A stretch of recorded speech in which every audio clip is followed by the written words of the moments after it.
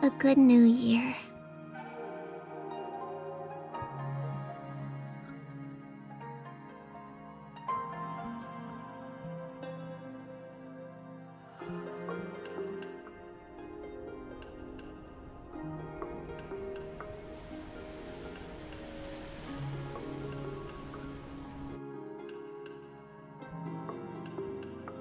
The Outlander extends a hand, yearning to seize the hazy silhouette, craving words unspoken, longing for a final glimpse of her face. And so, the dream finally ends.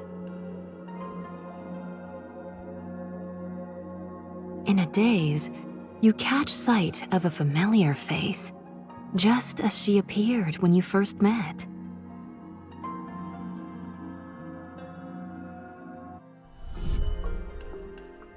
However, it is not Ying Ying. Chief, thank goodness you woke up too. Are you feeling any discomfort? Those at your bedside are your trusted companions. You have returned to your real world. You may now find ease.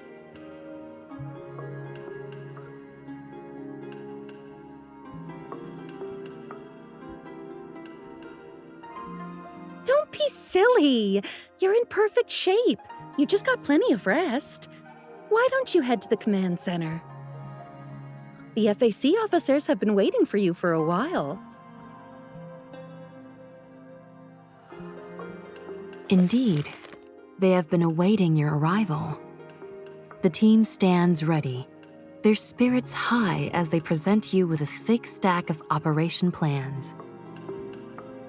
The arboreal mania entity continues to expand, with internal contamination reaching critical levels. It's on the verge of going berserk.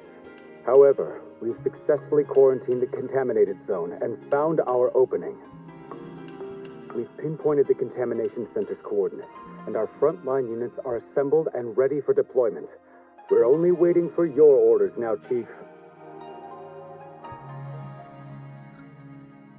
Yes, we got duped, but we still managed to find a clue in that illusion. Those vines crawling over the streets.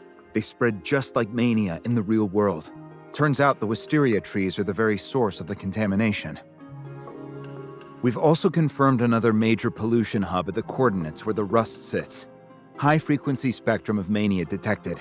Looks like a highly contaminated sinner is holed up there, and she's likely the root of all this pollution.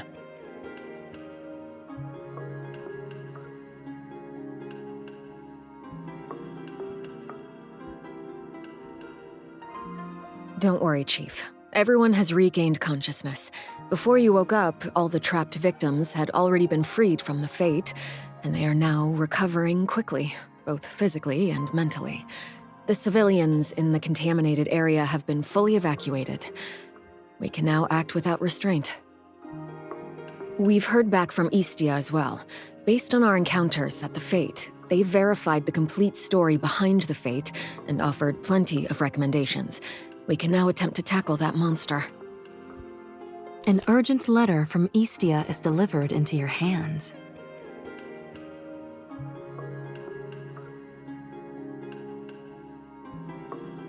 In Istia, stories of New Year fates and millennium-old wisteria trees are quite common, though only a few were ever documented. With countless adaptations and revisions over time, it's difficult to trace the original legend. However, this wish-making ceremony you mentioned is quite interesting. In ancient traditions, shooting stars were commonly seen as omens of misfortune. The practice of wishing upon them came later, influenced by foreign cultures. This suggests that the fate you experienced is relatively recent, likely within the past 2 centuries. Based on details provided such as dietary customs, we can trace it to a certain frontier region. Combined with the economic impact of distant wars and the early blooming wisteria due to climate change, we can estimate this occurred during the chaotic times around the Nightfall. Following these clues, we investigated several ruins where no descendants remained, and examined fragmentary written records. Among them, we stumbled upon a local chronicle about an unnamed fate where, on its third day, people witnessed a rare auspicious shooting star.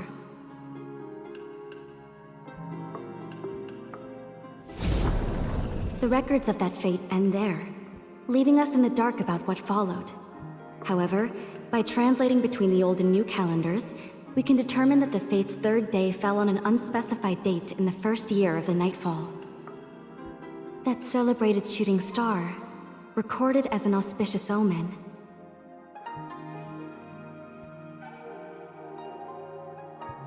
It was the perishing star.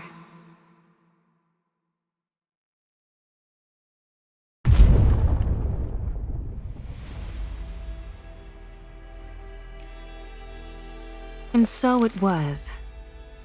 They say the millennium-old Wisteria fate, revered for centuries, was ravaged overnight by the calamity the ominous star brought forth. How many dreams turned to dust? How many hopes lay entombed in its wake? However, perhaps this was destined. When the storm comes, never a single nest survives unscathed. In a world ever so cruel, how can any paradise endure? These moments of joy are mere fortune's accidents, illusions in the void. Everything shall return to its fated end, and that is the ultimate truth I seek. Still, I must thank you all. Your contributions to the third volume have truly breathed new life into these pages. Those distant souls I could never quite reach now shine with such vibrant charm.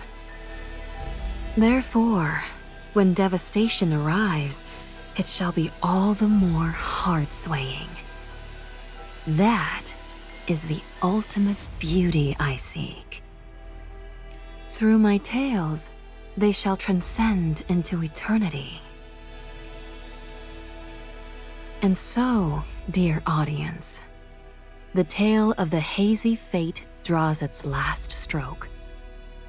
As the mist disperses, the threads of destiny woven through centuries finally culminate, and you shall bear witness to its final chapter. Together, let us behold what fate unfolds.